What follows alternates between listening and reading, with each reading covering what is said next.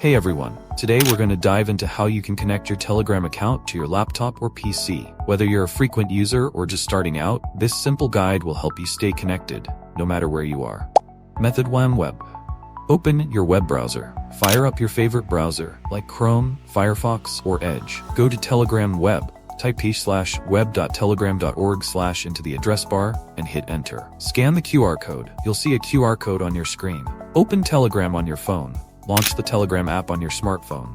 Link a device. Go to Settings, Devices, Link Desktop Device. Scan the QR code. Use your phone's camera to scan the QR code displayed on your computer. Method 2. Telegram Desktop App. Download the app. Head over to the official Telegram website and download the desktop app for your operating system, Windows, macOS, or Linux. Install the app. Follow the on-screen instructions to install the app. Log in with QR code. Once installed, open the app and log in using the QR code method, similar to Telegram Web. Both methods offer a seamless way to use Telegram on your laptop or PC.